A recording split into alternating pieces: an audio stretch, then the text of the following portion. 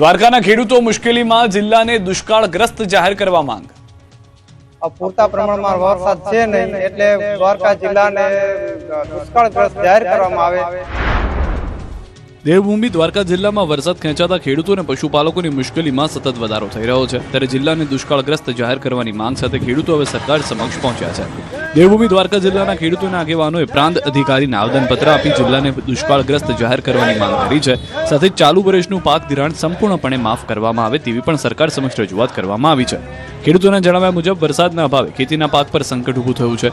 અનેક વિસ્તારોમાં વાવણી બાદ પૂરતો વરસાદ નહીં પડતા પાકને નુકસાન થવાની ભીતિ છે, જ્યારે કેટલાક ખેડૂતો વરસાદના અભાવે વાવણી પણ કરી શક્યા નથી। આવી સ્થિતિમાં ખેડૂતોને આર્થિક નુકસાનીમાંથી બહાર લાવવા સરકાર દ્વારા તાત્કાલિક રાહત પેકેજ જાહેર કરવામાં આવે તેવી માંગ કરવામાં આવી છે। પ્રાંત ઓફિસર સાહેબને આ રજૂઆત કરવા આવ્યા છીએ કે દેવભૂમિ દ્વારકા જિલ્લામાં આ વર્ષે વરસાદ 5-10% હોવાને કારણે પૂરતા પ્રમાણમાં વરસાદ છે નહીં એટલે દ્વારકા જિલ્લાને દુષ્કાળગ્રસ્ત જાહેર કરવામાં આવે અને ખેડૂતોને ચાલુ વર્ષનો પાક ધિરાણ માફ કરવામાં આવે। માત્ર ખેડૂતો જ નહીં પરંતુ વરસાદ ખેંચાતા પશુપાલકોની મુશ્કેલીમાં પણ વધારો થયો છે। વરસાદના અભાવે પશુઓ માટે ઘાસચારાની અછત ઊભી થવાની ભીતિ છે, જેને પગલે પૂરતા પ્રમાણમાં ઘાસ ડેપો શરૂ કરવામાં આવે તેવી માંગ કરવામાં આવી છે। સાથે જ ગ્રામ્ય વિસ્તારોમાં પશુઓ અને લોકોને પીવાનું પૂરતું પાણી મળી રહે તે માટે તાત્કાલિક અને કાયમી વ્યવસ્થા કરવાની પણ ખેડૂતો અને આગેવાનોએ માંગ કરી છે। ખેડૂતોની રજૂઆત છે કે જો સમયસર વરસાદ નહીં આવે તો પરિસ્થિતિ વધુ ગંભીર બની શકે છે, તેથી સરકાર તાત્કાલિક સર્વે કરાવી દ્વારકા જિલ્લાને દુષ્કાળગ્રસ્ત જાહેર કરે અને પાક ધિરાણ માફી સહિતની રાહત આપે।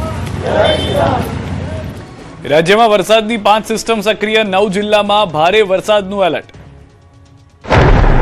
રાજ્યમાં વરસાદ માટે એક સાથે અનેક હવામાનની સિસ્ટમ સક્રિય છે। Shear zone, western disturbance, depression, monsoon trough અને સાયક્લોનિક સર્ક્યુલેશન જેવી સિસ્ટમની અસરથી રાજ્યના વિવિધ વિસ્તારોમાં વરસાદની શક્યતા છે। હવામાન વિભાગે આગાહી કરી છે। વિવિધ સિસ્ટમના પગલે રાજ્યના અલગ અલગ જિલ્લામાં વરસાદી માહોલ રહી શકે છે। મહીસાગર, દાહોદ, છોટાઉદેપુર, નર્મદા, તાપી, ડાંગ, નવસારી, દમણ તથા દાદરા નગર હવેલીમાં ભારે વરસાદની શક્યતા છે, જ્યારે રાજ્યના અન્ય જિલ્લાઓમાં સામાન્યથી મધ્યમ વરસાદ વરસી શકે છે। કેટલાક વિસ્તારમાં ગાજવીજ સાથે વરસાદ પડી શકે છે। इक्का दुक्का स्थानों से लेकर कई स्थानों में हल्का से मध्यम बरसात का संभावना रहेगा अगले 7 दिन के लिए। और आज हेवी रेनफॉल का वार्निंग इक्का दुक्का स्थानों में दिया गया है गुजरात रीजन में। इसमें मेनली जो जिला रहेगा महीसागर, दाहोद, छोटाउदेपुर, नर्मदा, तापी, डांग, नवसारी, वलसाड, दमन, दादरा नगर हवेली के लिए। હવામાન વિભાગે ભારે વરસાદની શક્યતા ધરાવતા વિસ્તારોમાં લોકોને સાવચેતી રાખવા સલાહ આપી છે। ખાસ કરીને ગાજવીજ દરમિયાન ખુલ્લા મેદાનમાં ન રહેવા અને સ્થાનિક તંત્રની સૂચનાઓનું પાલન કરવા અપીલ કરવામાં આવી છે। સૌરાષ્ટ્રમાં ફરી વરસશે મેઘરાજા, અંબાલાલ પટેલની આગાહી। રાજ્યમાં વરસાદનો નવો રાઉન્ડ વરસવા માટે તૈયાર છે। હવામાન નિષ્ણાંતે ગણેશ ચતુર્થી સુધીની વરસાદની આગાહી કરી છે। આ વખતે કોરા ધાકોર વિસ્તારને પણ મેઘરાજા ધમરોળી શકે છે। અંબાલાલ પટેલનું માને તો આગામી 24 કલાકમાં ગુજરાતના વિવિધ વિસ્તારોમાં હળવો વરસાદ પડી શકે છે। ઉત્તર ગુજરાતના બનાસકાંઠા અને સાબરકાંઠા જિલ્લામાં વરસાદની શક્યતા વ્યક્ત કરવામાં આવી છે, જ્યારે મધ્ય ગુજરાતના અમદાવાદ, વડોદરા અને ગાંધીનગરમાં પણ વરસાદી ઝાપટા પડી શકે છે। ટ્રફ જે છે મોન્સૂન એ ધીરે ધીરે ઉપર જતું થશે, એટલે દેશના ઉત્તરીય પૂર્વીય ભાગોમાં ભારે વરસાદની શક્યતા રહેશે, પરંતુ તે પૂર્વે હજુ આગામી 24 કલાકમાં ક્યાંક હળવા ભારે વરસાદ ઝાપટા થવાની શક્યતા રહેશે। સૌરાષ્ટ્રવાસીઓ માટે પણ સારા સમાચાર છે। દ્વારકા, જામનગર અને પોરબંદર સહિતના કોરા ઠાકોર વિસ્તારોમાં 28 ઓગસ્ટ બાદ વરસાદની શક્યતા વ્યક્ત કરવામાં આવી છે। દક્ષિણ ગુજરાતમાં પણ વરસાદી માહોલ જામે તેવી સંભાવના છે। બીજી તરફ 15 ઓગસ્ટ સુધી બંગાળના ઉપસાગરમાં ભેજનું પ્રમાણ વધતા મધ્યપ્રદેશમાં અતિભારે વરસાદ પડી શકે છે, જેના કારણે નર્મદા અને તાપી નદીના જળસ્તરમાં વધારો થવાની શક્યતા છે। બંગાળ ઉપસાગરના ભેજના કારણે અને મધ્યપ્રદેશમાં થતા ભારે વરસાદના કારણે નર્મદાનું જળસ્તર વધી શકવાની શક્યતા રહેશે, એટલે હજુ આ વરસાદ જે છે એ જ્યાં વરસાદ નથી થયો તેના માટે સારો છે। અંબાલાલ પટેલે ગણેશ ચતુર્થી દરમિયાન પણ ભારે વરસાદની આગાહી કરી છે। સપ્ટેમ્બરની શરૂઆતમાં અરબ સાગરમાં સિસ્ટમ સક્રિય થતા 6 થી 9 સપ્ટેમ્બર વચ્ચે વરસાદ પડી શકે છે। સાથે 17 થી 19 ઓગસ્ટ દરમિયાન હવામાનમાં પલટો અને સપ્ટેમ્બરમાં ગરમી વધવાની પણ અંબાલાલ પટેલે શક્યતા વ્યક્ત કરી છે। રાજ્યના અનેક જિલ્લામાં વરસાદી માહોલ, ક્યાંક ઝરમર, ક્યાંક ધોધમાર વરસ્યો। ગુજરાતના અનેક વિસ્તારોમાં ફરી મેઘરાજાની ધમાકેદાર એન્ટ્રી જોવા મળી છે। લાંબા વિરામ બાદ વરસેલા વરસાદથી ક્યાંક રસ્તાઓ પાણીમાં ગરકાવ થયા છે, તો ક્યાંક ખેડૂતોમાં ખુશીનો માહોલ જોવા મળ્યો છે। ગોધરા શહેર સહિત આસપાસના ગ્રામ્ય વિસ્તારોમાં વહેલી સવારથી ધોધમાર વરસાદ વરસ્યો। ભારે વરસાદને પગલે શહેરના અનેક માર્ગો પર પાણી ભરાઈ ગયા। વાવડી, ખુર્દ, વાવડી, બુજર્ગ અને ગુદકપુર, પોપટપુરા, છબનપુર અને દરુનિયા સહિતના વિસ્તારોમાં પણ વરસાદ વરસાયો, જેના કારણે સવારથી વરસતા વરસાદને પગલે જનજીવન પર અસર જોવા મળી. બીજી તરફ વલસાડ જિલ્લામાં પણ વરસાદી માહોલ જામ્યો. વલસાડ શહેર અને આસપાસના વિસ્તારોમાં ધોધમાર વરસાદ વરસ્યો. ધરમપુર, કપરાડા અને નાના પોંઢા તાલુકામાં પણ છૂટો છવાયો વરસાદ નોંધાયો. મેઘમંડાણ સાથે પવિત્ર શ્રાવણ માસનો પ્રારંભ થતા વાતાવરણ ખુશનુમા બન્યું. વરસાદ ખેતીના પાક માટે અનુકૂળ રહેતા ખેડૂતોમાં ખુશી જોવા મળી રહી છે. બનાસકાંઠાના વડગામ તાલુકાના જલોત્રા ગામમાં મેઘરાજાએ ધમાકેદાર બેટિંગ કરી. માત્ર 4 કલાકમાં 3.5 ઇંચ જેટલો વરસાદ ખાબકતા ગામના મુખ્ય માર્ગો અને નીચાણવાળા વિસ્તારોમાં વરસાદી પાણી ભરાઈ ગયા. ખેતરોમાં પાણી પહોંચતા ખેડૂતોમાં ખુશીનો માહોલ જોવા મળ્યો હતો. આમ ગુજરાતમાં વરસાદની આ નવી ઇનિંગથી ખેડૂતોમાં આશા જાગી છે. ભારે વરસાદ બાદ પ્રકૃતિ સોળે કળાએ ખીલી, સામે આવ્યા મનમોહક દ્રશ્યો. ચોમાસાની સિઝનમાં ગુજરાતનું કુદરતી સૌંદર્ય સોળે કળાએ ખીલી ઉઠ્યું છે. એક તરફ ધોધનું રૌદ્ર સૌંદર્ય, બીજી તરફ ડેમમાં નવા નીર. મહીસાગરથી લઈને મહેસાણા અને નર્મદા સુધીના પાણીના મનમોહક નજારા જોવા મળી રહ્યા છે. મહીસાગરના 7 કુંડા વોટરફોલનું આહલાદક સૌંદર્ય હાલ સહેલાણીઓને આકર્ષી રહ્યું છે. પહાડોમાંથી વહેતા પાણીના પ્રવાહથી 7 કુંડા સર્જાયા છે. ઊંચાઈ પરથી ધસમસતા પાણીના પ્રવાહથી અહીં મનમોહક નજારો જોવા મળી રહ્યો છે. ચોમાસામાં 7 કુંડા વોટરફોલનું રૌદ્ર અને રમણીય સ્વરૂપ જોવા મળી રહ્યું છે. બીજી તરફ મહેસાણાના સતલાસણા ખાતે આવેલા ધરોઈ ડેમમાં લાંબા સમય બાદ નવા નીરની આવક થઈ છે. સાબરમતી નદી પર આવેલા ધરોઈ ડેમમાં 6,944 ક્યુસેક પાણીની આવક થઈ રહી છે. ડેમની સપાટી 606.54 ફૂટે પહોંચી છે, જ્યારે હાલ ડેમમાં 49.37% પાણીનો જથ્થો ઉપલબ્ધ છે. આ તરફ નર્મદામાં પણ સરદાર સરોવર ડેમની સપાટીમાં સતત વધારો થઈ રહ્યો છે. છેલ્લા 24 કલાકમાં ડેમની સપાટીમાં 67 સેન્ટીમીટરનો વધારો નોંધાયો છે. હાલ ડેમની સપાટી 134.49 મીટરે પહોંચી છે. સરદાર સરોવર ડેમની મહત્તમ સપાટી 138.68 મીટર છે. બનાસકાંઠામાં ઝરણા વહેતા થયા, અંબાજીમાં માઉન્ટ આબુ જેવો માહોલ. ગુજરાતમાં વરસાદી માહોલ વચ્ચે કુદરતે પણ જાણે સોળે કળાએ શણગાર સજાવ્યો છે. ક્યાંક ઝરણા વહેવા લાગ્યા છે તો ક્યાંક વરસાદ અને ધુમ્મસે મનમોહક નજારો સર્જ્યો છે. બનાસકાંઠાના વડગામમાં માત્ર 3 ઇંચ વરસાદથી જ પાણીયારી પાસેના ઝરણા સક્રિય થઈ ગયા છે. ધસમસતા પાણી સાથે વહેતા ઝરણામાંથી સમગ્ર વિસ્તારમાં આહલાદક દ્રશ્યો સર્જાયા છે. વરસાદના પગલે કુદરતી સૌંદર્ય પણ ખીલી ઉઠ્યું છે. તો રાજકોટના જેતપુરમાં શ્રાવણના પ્રથમ દિવસે લાંબા વિરામ બાદ મેઘરાજાનું આગમન થયું છે. સવારથી વાદળછાયા વાતાવરણ બાદ બપોરે ધીમી ધારે વરસાદ વરસ્યો હતો. નવાગઢ, તીનબત્તી ચોક, ધોરાજી રોડ, ફુલવાડી, મોટા ચોક, સ્ટેન્ડ ચોક અને એમજી રોડ સહિતના વિસ્તારોમાં વરસાદ નોંધાયો. બીજી તરફ અંબાજી દાંતા પંથકમાં વરસાદ સાથે ધુમ્મસભર્યું વાતાવરણ છવાયું છે. અંબાજી દાંતા માર્ગ પર અરવલ્લીની ડુંગરમાળાઓ જાણે વાદળો સાથે સંતા કુકડી રમતી હોય તેવા મનમોહક દ્રશ્યો જોવા મળ્યા. ત્રિશુલિયા ઘાટના ડુંગરો પણ ધુમ્મસ અને વાદળોથી ઢંકાઈ જતા માઉન્ટ આબુ જેવો માહોલ સર્જાયો હતો. જોકે ધુમ્મસના કારણે વિઝિબિલિટી ઘટતા વાહન ચાલકોએ દિવસે પણ વાહનોની લાઇટ ચાલુ રાખવી પડી હતી. અમદાવાદમાં વધુ એક પરિણીતા, સાબરમતીમાં સમાય યુવતીની આત્મહત્યા, પતિ પર ગંભીર આરોપ. मुझे मेरे रूह को तो मारे थे, रात में अपने शरीर को भी मारी हूँ, मैं अपने माई से मारी हूँ, अम्मी अपना ख्याल रखना. આ શબ્દો છે અમદાવાદની એક યુવતીના, જેણે સાબરમતી નદીમાં ઝંપલાવી પોતાનું જીવન ટૂંકાવી દીધું.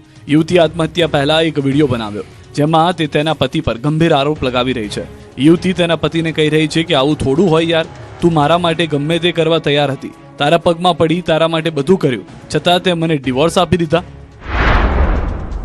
मैं उनके बिना नहीं रह सकती. 7 दिन हो गए, मैंने उनसे बहुत माफ़ी मांगी, हर कुछ मैंने किया. मतलब भाई तू मुझे माफ़ कर दे, तू जो बोलेगा मैं वो करने तैयार हो के पैरों में भी मैं गिर जाऊंगी, वो कर लूँगी. मैंने उसको एक पल मेरे पे दया नहीं आई. उसने वही बोला कि नहीं, मुझे नहीं अपनानी, तुझे नहीं अपनानी. ऐसा थोड़ी होता है यार. સમગ્ર મામલે સાબરમતી રિવરફ્રન્ટ વેસ્ટ પોલીસે યુવતીના પતિ વિરુદ્ધ આત્મહત્યા અને દુષ્પ્રેરણાનો ગુનો દાખલ કર્યો છે અને વધુ તપાસ શરૂ કરી છે. ભાવનગરની સમરસ હોસ્પિટલ વિવાદમાં આવી છે. આ વખતે હોસ્ટેલની અંદર ગર્લ્સ બાદ બોયઝ હોસ્ટેલ ભોજનમાં નીકળી છે. ભાવનગરની સમરસ હોસ્ટેલ જાણે વિવાદનો પર્યાય બની ગઈ છે. હજુ મંગળવારે આટલો વિરોધ થવા છતાં તંત્ર સુધર્યું નથી. એક દિવસ બાદ ફરી ભોજનમાંથી જ વાત મળી છે. હવે સરકારી સમરસ બોયઝ હોસ્ટેલની બેદરકારીથી વિદ્યાર્થીઓમાં રોષ ફેલાયો છે. આરોપ છે કે આ વખતે બોયઝ હોસ્ટેલમાં પીરસાયેલા ભોજનમાંથી ઈયળ નીકળી છે. વિદ્યાર્થીઓએ સવારના નાસ્તામાં મરેલી ગરોળી તેમજ ભોજનમાં જીવાતો નીકળી હોવાનો ગંભીર આરોપ લગાવ્યો છે. બીજી તરફ વિદ્યાર્થીઓના આરોગ્ય સાથે ચેડા થતા હોવાનો આક્ષેપ મુદ્દે એબીવીપીએ હોસ્ટેલના સંચાલકો સામે વિરોધ નોંધાવ્યો હતો. નાસ્તામાં સવારમાં આખી ગરોળી નીકળી અને અત્યારે અમે બપોરે જમવા ગયા તો મગમાં કીડો નીકળ્યો અને દાળમાં ઈયળ નીકળી અને તો અમે સરને કીધું કે સર આ નીકળ્યું તો સરે શું કીધું એમ કે જે છે એ તો જમો એમ કે. મહત્વનું છે કે અગાઉ સમરસ ગર્લ્સ હોસ્ટેલમાં ભોજનમાં વારંવાર વંદા, જીવાત, પ્લાસ્ટિક કે સિગારેટ જેવી વસ્તુઓ નીકળતી હોવાનો આરોપ લાગ્યો હતો. એટલું જ નહીં, વિદ્યાર્થીનીઓએ આરોપ લગાવ્યો હતો કે ભોજન અંગે નકારાત્મક રિવ્યુ ન આપવા માટે પણ તેમને દબાણ કરવામાં આવે છે. માત્ર ભોજન જ નહીં, પીવાના પાણીની પણ પૂરતી વ્યવસ્થા ન હોવાનો આક્ષેપ છે. ત્રીજા માળે રહેતી વિદ્યાર્થીનીઓને પાણી ભરવા માટે 9મા માળે જવું પડે છે. મોરબીના ટંકારામાં જર્જરિત ટાંકી તોડતી વખતે દુર્ઘટના.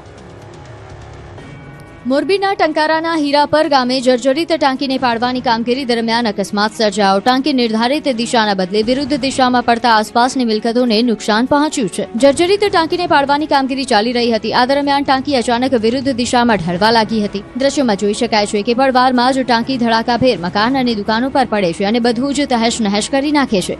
દુર્ઘટના સર્જાતા ઘટના સ્થળે અફરાતફરીનો માહોલ સર્જાયો હતો. જો કે સદનસીબે આ અકસ્માતમાં કોઈ જાનહાનિ નથી થઈ. હવે સવાલ એ છે કે કોની બેદરકારીએ આટલી મોટી દુર્ઘટના સર્જાઈ? ટાંકી પાડતી વખતે કેમ પૂરતી તકેદારી રાખવામાં ન આવી? બીજી તરફ હવે નુકસાનગ્રસ્ત મિલકતોનું પણ નિરીક્ષણ કરવામાં આવી રહ્યું છે. અમદાવાદ અને સુરતમાં પડ્યા ઝારખંડ પેપર લીકના પડઘા, એબીવીપીનું ઉગ્ર પ્રદર્શન. ઝારખંડ પેપર લીક મામલે હવે તેના પડઘા ગુજરાતમાં પણ પડ્યા છે. અમદાવાદમાં એબીવીપીના કાર્યકર્તાઓએ યુનિવર્સિટી કેમ્પસ બહાર વિરોધ પ્રદર્શન કરી ઝારખંડ સરકાર સામે આક્રોશ વ્યક્ત કર્યો. જીપીએસસી અને જેએસએસસીની પરીક્ષાના પેપર 15 લાખ રૂપિયામાં વેચાયા હોવાનો એબીવીપીએ આરોપ લગાવ્યો. સુરતમાં પણ પરમિશન ન મળવા છતાં એબીવીપીના કાર્યકર્તાઓ રસ્તા પર ઉતર્યા અને પોલીસની હાજરીમાં પૂતળા દહન કર્યું. પૂતળા દહન બાદ કાર્યકર્તાઓની અટકાયત કરવામાં આવી. એબીવીપીએ ચીમકી આપી છે કે માંગણીઓ નહીં સંતોષાય તો દેશવ્યાપી ઉગ્ર આંદોલન કરવામાં આવશે અને દેશભરમાં વિદ્યાર્થીઓ સાથે ઝારખંડ વિધાનસભાનો ઘેરાવ કરવામાં આવશે. આ તરફ અમદાવાદમાં એબીવીપીના કાર્યકર્તાઓએ ઝારખંડના મુખ્યમંત્રી હેમંત સોરેનના પુતળાનું દહન કરી વિરોધ નોંધાવ્યો. આ દરમિયાન પોલીસ અને એબીવીપીના કાર્યકર્તાઓ વચ્ચે ઝપાઝપી પણ થઈ હતી. સુરતમાં ડોક્ટરના આપઘાત કેસમાં કમિટીએ સોંપ્યો રિપોર્ટ, રેગિંગ થયાનો ઘટસ્ફોટ.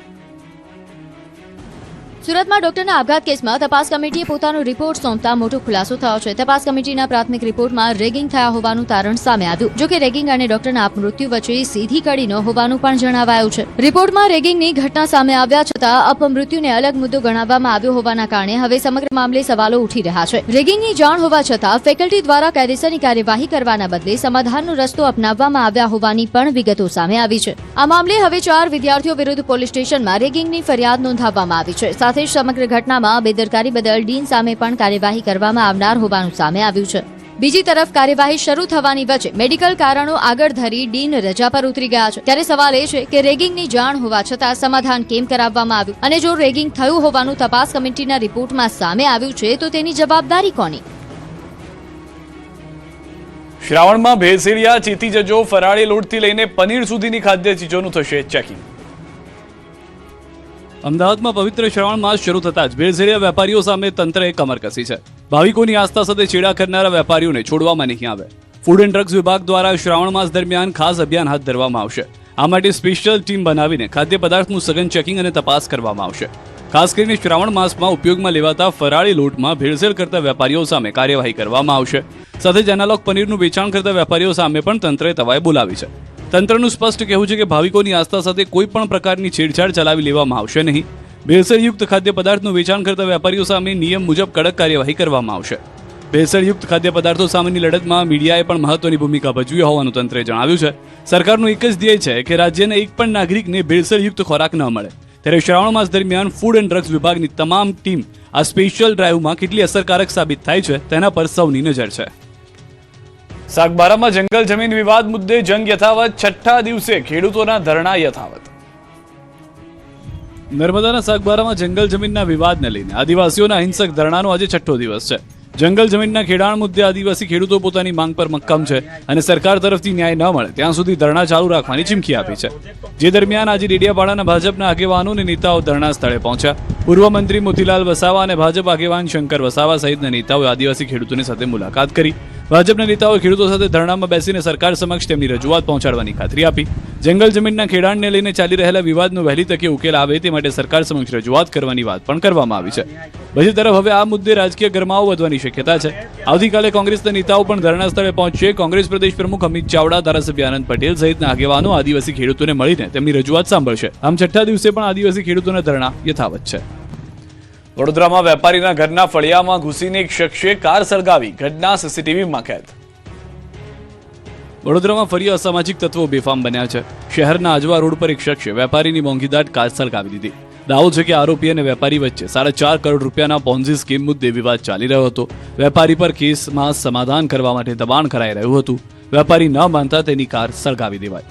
દ્રશ્યમાં જોઈ શકાય છે કે આરોપી મોપેડ પર આવે છે અને તેના હાથમાં એક લોખંડનો સળિયો દેખાઈ રહ્યો છે. આ સળિયા વડે તેણે કારના કાચ તોડી નાખ્યા. ત્યારબાદ કાર પર પેટ્રોલ છાંટીને આગ ચાંપી દીધી. ઘટનાની જાણ થતાં બાપોદ પોલીસ ઘટના સ્થળે પહોંચીને આરોપીની શોધખોળ શરૂ કરી. હાલ પોલીસ સીસીટીવી ફૂટેજના આધારે આરોપી સુધી પહોંચવાના પ્રયાસો કરી રહી છે.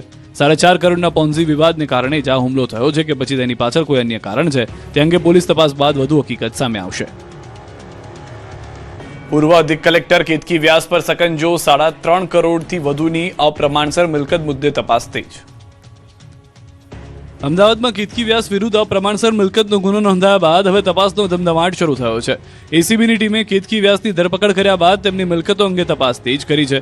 એસીબીના જણાવ્યા મુજબ વર્ષ 2023માં કેતકી વ્યાસ વિરુદ્ધ અરજી મળ્યા બાદ તપાસ શરૂ કરવામાં આવી. તપાસ દરમિયાન તેમની કાયદેસરની આવકની સરખામણી 68.84% એટલે કે અંદાજે 3 કરોડ 56 લાખ રૂપિયાની અપ્રમાણસર મિલકત મળી આવી હોવાનો દાવો કરવામાં આવ્યો છે.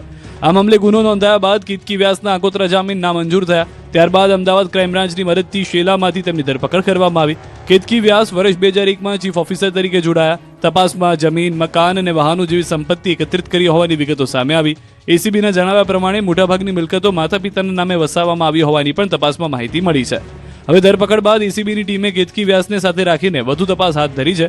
બોળકદેવ અને શિવાલિક લેગેસી ખાતેના નિવાસસ્થાને તપાસ હાથ ધરવામાં આવી. ફરિયાદ બાદ સીલ કરાયેલા મકાનમાં પણ પંચનામાની કાર્યવાહી શરૂ કરવામાં આવી છે. સુરતના મોટા વરાછા આઈટી પાર્ક પાસે દારૂના નશામાં કાર ચાલકનો હોબાળો. સ્થિતિ તંગ બનતા નાગરિકોએ નશામાં ધૂત યુવકને મેથી પાક ચખાડ્યો. બનાવની જાણ થતાં પોલીસે પહોંચી આરોપીની અટકાયત કરી. પોલીસે હાથ ધરી તપાસ. વડોદરામાં બાજવા કરચિયા રોડ પર એસઓજીની કાર્યવાહી. 18.280 ગ્રામ હેરોઇન સાથે આરોપી ઝડપાયો. જગદીપસિંહ ઉર્ફે દીપ નામના આરોપી પાસેથી હેરોઇન, રોકડ અને મોબાઈલ સહિતના મુદ્દામાલ જપ્ત. અમૃતસરથી હેરોઇન લાવી છૂટક વેચતો હોવાનો ખુલાસો. સપ્લાયરને ઝડપી લેવા તપાસ. રાજકોટમાં કુવાડવા ચોકડી નજીક એસઓજીએ 9.900 કિલો ગાંજા સાથે એક આરોપીને ઝડપ્યા. 4.95 લાખના ગાંજા સહિત કુલ 5 લાખથી વધુનો મુદ્દામાલ જપ્ત. વડોદરામાં કલાલી અટલાદરા બ્રિજ પાસે ભંગારની દુકાન બહાર કચરા ગાડીમાંથી લાંબી કતાર લાગી. જાગૃત નાગરિકે વિડીયો બનાવી વાયરલ કરતા સમગ્ર મામલો ચર્ચામાં આવ્યો. કચરા ગાડીઓ ભંગારની દુકાન બહાર કેમ ઊભી રહી છે? ઉચ્ચ અધિકારીઓ સામે સવાલ. સુરતના ઉધનામાં સંજયનગરમાંથી 20 વર્ષીય યુવક અને 16 વર્ષીય સગીરાનો મૃતદેહ મળ્યો. શ્રાવણના પહેલા દિવસે જ બિલ્વપત્રના ઝાડ પાસે ગળે ફાંસો ખાધેલી હાલતમાં આપઘાત કર્યો હોવાની જાણકારી. બંને છેલ્લા 2 દિવસથી ગુમ હતા. મૂળ દાહોદ જિલ્લાના હોવાનું સામે આવ્યું. પોલીસે ઘટના સ્થળે તપાસ શરૂ કરી. મોતનું ચોક્કસ કારણ જાણવા તપાસ ચાલુ. મહીસાગરના વીરપુરના ખાટા ગામે કાચા મકાનની દિવાલ ધરાશાયી થતા 2 બાળકો દટા. 3 વર્ષના અને 2 વર્ષના બાળકના મોતથી પરિવાર પર આપ તૂટી પડ્યું. ઘટનાથી સમગ્ર ગામમાં શોકનો માહોલ. પોલીસ અને તંત્રની ટીમ તપાસ હાથ ધરી. અમદાવાદની સિવિલ હોસ્પિટલમાં વર્લ્ડ ઓર્ગન ડોનેશન ડે નિમિત્તે વિશેષ કાર્યક્રમ યોજાયો. આરોગ્ય મંત્રી પ્રફુલ પાનસેરીએ દર્દીઓ માટે ઇલેક્ટ્રિક કારનું લોકાર્પણ કર્યું. 1000થી વધુ અંગદાનની સફર દર્શાવતું અમરગાથા પુસ્તક પણ લોન્ચ કરાયું. રાજ્ય સરકારે વિકાસ કામો માટે 29.75 કરોડ રૂપિયાની ગ્રાન્ટ ફાળવી. અમરેલીને 10 કરોડ, અન્ય 33 જિલ્લાઓને 8.25 કરોડની ગ્રાન્ટ ફાળવાય. 230 ગ્રામ્ય તાલુકાના પસંદગીના ગામોમાં પણ વિકાસ કામો હાથ ધરાશે. સુરતમાં હોટલમાં ધમધમતું જુગારધામ ઝડપાયું. મહિલા સહિત 29ની ધરપકડ. સુરતમાં હોટેલના રૂમમાં ધમધમતા હાઈ પ્રોફાઇલ જુગારધામનો પોલીસે પર્દાફાશ કર્યો. સનસિટી હોટેલમાં દરોડા પાડી પોલીસે એક મહિલા સહિત કુલ 29 લોકોને જુગાર રમતા ઝડપી પાડ્યા હતા. પોલીસને બાતમી મળ્યા બાદ સનસિટી હોટેલમાં દરોડો પાડવામાં આવ્યો હતો. હોટેલના રૂમમાં જ જુગારધામ ચાલતું હોવાનું સામે આવ્યું હતું. પોલીસે સ્થળ પરથી મહિલા સહિત કુલ 29 લોકોને રંગે હાથ બાજી લગાવતા પકડી લીધા હતા. દરોડા દરમિયાન પોલીસે 3,20,000થી વધુની રોકડ રકમ, 30 મોબાઈલ ફોન અને 14 વાહનો સહિત કુલ 24,13,000 રૂપિયાથી વધુનો મુદ્દામાલ કબજે કર્યો છે. સમગ્ર મામલે પોલીસે ગુનો નોંધી વધુ તપાસ હાથ ધરી છે. જુગારધામ પાછળ કોણ મુખ્ય સૂત્રધાર છે અને હોટેલ સંચાલકની ભૂમિકા શું છે તે અંગે પણ પોલીસ તપાસ કરી રહી છે. અમદાવાદની આનંદ નિકેતન સ્કૂલ વિરુદ્ધ કાર્યવાહી, કેન્ટીન ઇન્ચાર્જ સસ્પેન્ડ, પ્રિન્સિપલ પણ નવા નિમાશે. અમદાવાદની આનંદ નિકેતન સ્કૂલમાં 2 દિવસ અગાઉ બનેલી ઘટનાને લઈને હવે શિક્ષણ વિભાગે કડક કાર્યવાહી શરૂ કરી છે. શાળાએ શિક્ષણ વિભાગને રિપોર્ટ સોંપ્યો છે અને અનેક જવાબદારો સામે પગલાં લેવામાં આવ્યા છે. શાળાના પૂર્વ ડિરેક્ટરની દીકરી અને કરિક્યુલમ ડિઝાઇનર તથા એજ્યુકેશન કન્સલ્ટન્ટ તરીકે કામ કરતા મુંજા સમ્સને બરતરફ કરવામાં આવ્યા છે. સાથે જ શાળાના 2 સુપરવાઇઝરને તાત્કાલિક અસરથી સસ્પેન્ડ કરાયા છે.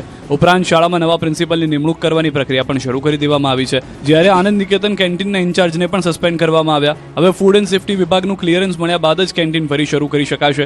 પુસ્તકને લઈને શાળાએ સ્પષ્ટતા કરી છે કે કોઈની ધાર્મિક લાગણી દુભાવવાનો ઈરાદો નહોતો. સાથે જ શાળામાં દરરોજ પ્રાર્થના કરાવવામાં આવશે તેવી બાંહેધરી પણ ડીઓને આપવામાં આવી છે. નિયમ ભંગ બદલ શાળાને 10,000 રૂપિયાનો દંડ પણ ફટકારવામાં આવ્યો છે. બીજી તરફ ઘટનાને પગલે ગઈકાલે શાળામાં પ્રત્યક્ષ શિક્ષણ બંધ રાખવામાં આવ્યું હતું. ધોરણ 1 થી 8ના વર્ગો ઓનલાઈન લેવામાં આવ્યા હતા. શિક્ષકો ઘટનાને કારણે માનસિક આઘાતમાં હોવાનું કારણ દર્શાવી ઓફલાઈન શિક્ષણ બંધ રખાયું હતું. હવે આવતીકાલથી શાળામાં ફરી પ્રત્યક્ષ શિક્ષણ શરૂ કરવાની શક્યતા છે. વડોદરામાં સિટી બસ સંચાલકની બેદરકારી, ઘેંટા બકરાની જેમ ભર્યા મુસાફરો. વડોદરામાં સિટી બસ સંચાલકોની બેદરકારી સામે મુસાફરોએ હોબાળો મચાવ્યો. જૂની સિટી બસમાં ક્ષમતા કરતાં વધુ મુસાફરો ભરાતા લોકોમાં જીવ જોખમમાં મુકાયા હતા. સ્ટેશનથી કેલનપુરના રૂટ પર દોડતી બસમાં મુસાફરોને ઘેંટા બકરાની જેમ ભરવામાં આવ્યા હતા, જેનો વિડીયો પણ સામે આવ્યો. બસમાં કેપેસિટી બહાર મુસાફરો ભરાતા ટ્રાફિક અને આરટીઓના નિયમોમાં પણ લીલે રીરા ઉડતા અનેક સવાલો ઉઠ્યા છે. બસમાં મુસાફરોની ભારે ભીડથી નારાજ એક મહિલા મુસાફરે બસમાં જ હોબાળો મચાવ્યો. ત્યારબાદ રાવપુરા પાસે મુસાફરોએ બસ રોકાવીને સંચાલકો સામે વિરોધ નોંધાવ્યો.